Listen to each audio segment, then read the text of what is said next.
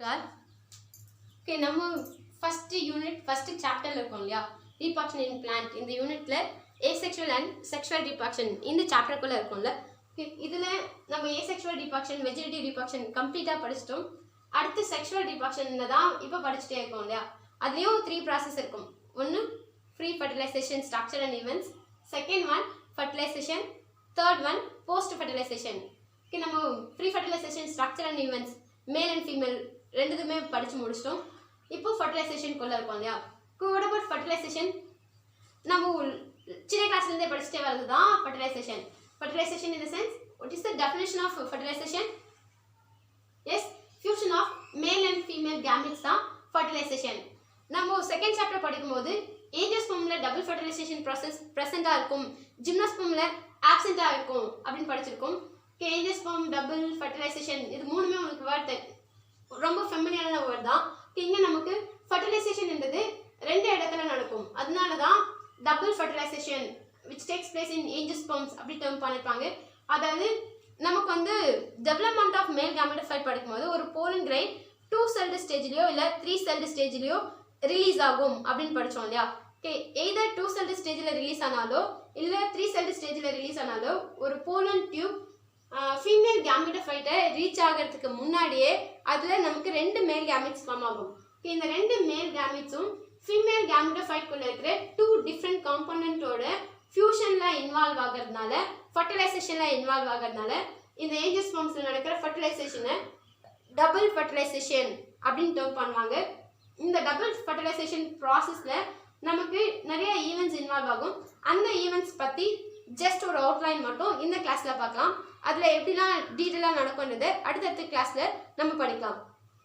அதுல first one என்ன பாத்தீங்கன்னா, what is pollination? நிறைய முறை ரிப்பீட்டடா வர क्वेश्चन இல்லையா, எனக்கும் ஒரு மாதிரியா தான் இருக்கு மறுபடியும் கேட்க. இருந்தாலும் இந்த இடத்துல அது ரொம்ப இம்பார்ட்டன்ட் ஒன். ஓகே, pollination அப்படின்னா transfer of pollen grains from anther to stigma, அதான pollination. ஓகே, நமக்கு pollination-ஓட ரிசல்ட்ல நமக்கு pollen grain ஸ்டிக்மா மேல டெபாசிட் ஆயிடும். ஓகே, இப்படி ஸ்டிக்மா மேல டெபாசிட் ஆகுற ஒரு pollen grain ஜெர்மினேட் ஆகி pollen tubes-ஐ ஃபார்ம் பண்ணும். எப்போ எங்க அப்படின்னா ட்ரான்ஸ்ஃபர் ஆனதுக்கு அப்புறமா ஸ்டிக்மா மேலவே இந்த pollen tube டெவலப் ஆகும்.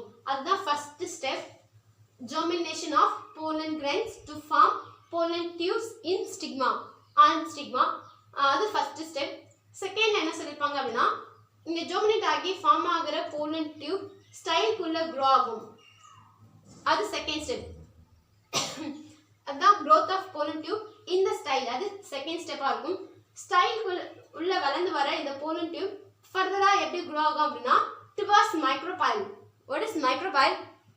Yes, நம்ம structure of megasporangium or ovule படிக்கும்போது micropyle, salasa, integument, funicle, raphe, hilum இப்படி நிறைய படிச்சிருப்போம்.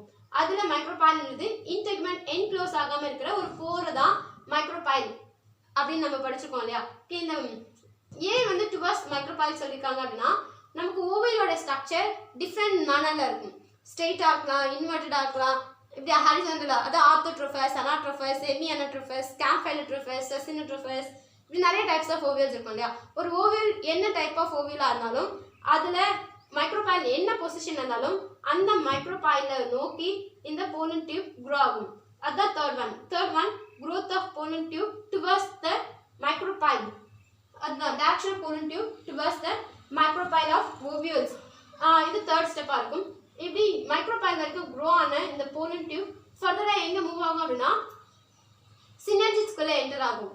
சினர்ஜிட்ஸ் உங்களுக்கு தெரியும் இல்லையா, நமக்கு ஒரு ஓவியல் இருக்கு அப்படின்னா அதுல ஃபீமேல் கேமெட்டோஃபைட்ல அதோட ஆர்கனைசேஷன் படிக்கும்போது எக்அபார்டஸ், ஆன்டிபோடல்ஸ், செகண்டரி நியூக்ளியஸ் இப்படி மூணா ஆர்கனைஸ் ஆகும் இல்லையா. அதுல மைக்ரோபாயிலர் சைடுல இருக்கிறது தான் எக்அபார்டஸ்.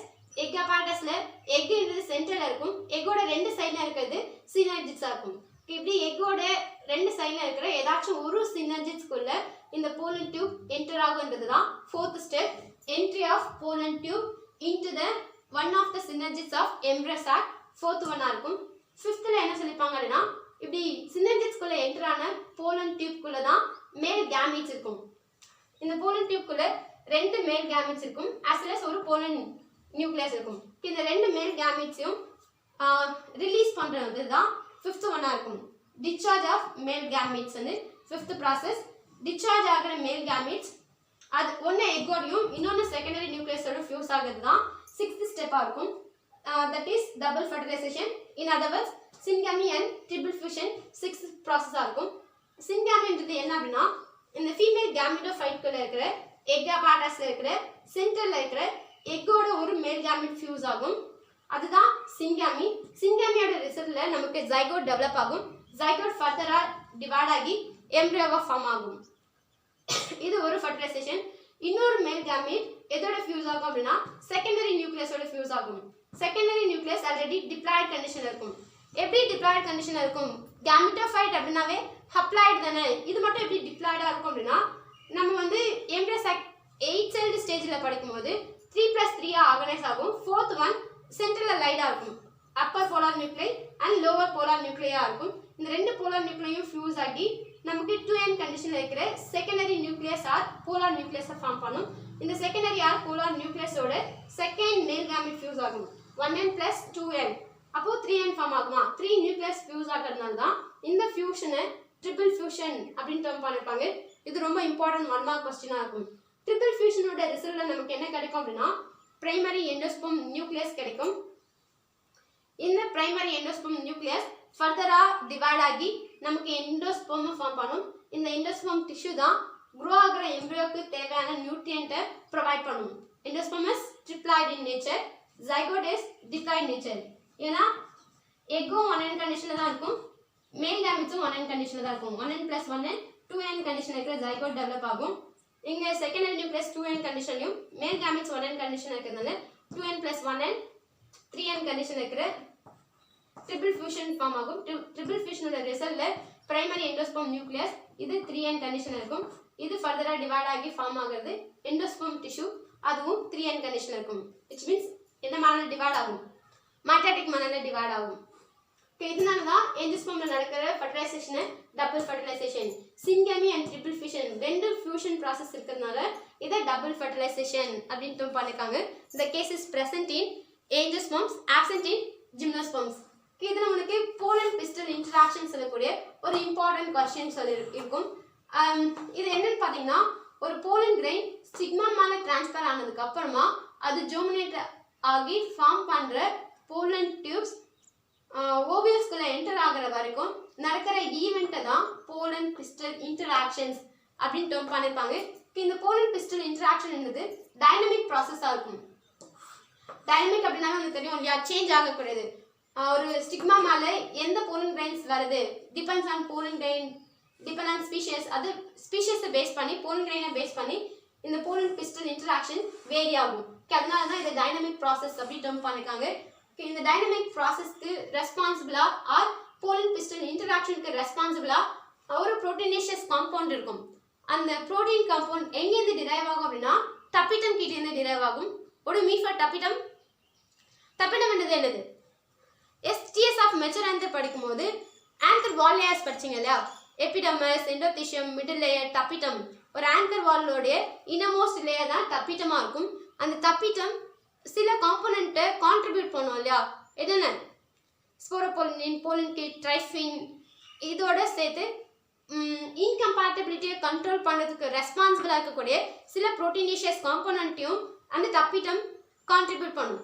அந்த டப்பிட்டம் கான்ட்ரிபியூட் பண்ணுற இந்த காம்போனண்ட் எல்லாம் இன்னமோஸ்ட் லேயர் இல்லையா, ஆங்கர் கேவிட்டிக்கு அட்ஜசன்ட்ல இருக்கிற லேயர். ஆங்கர் கேவிட்டிக்குள்ள என்ன இருக்கும்? எஸ், போலன் கிரைன்ஸ் இருக்குமா? இந்த போலன் கிரைன்ஸ் மேலே அந்த வால் லேயர்ஸ் எல்லாம் டெபாசிட் ஆகும். In other words, இந்த போலன் பிஸ்டல் இன்டராக்ஷனுக்கு ரெஸ்பான்சிபிளாக இருக்கிற புரோட்டீனேஷியஸ் காம்போனன்ட் டப்பிட்டம் கிட்டேருந்து டிரைவ் ஆகி போலனோடைய எக்ஸன் வால் மெட்டீரியல்ஸில் டெபாசிட் ஆகும்.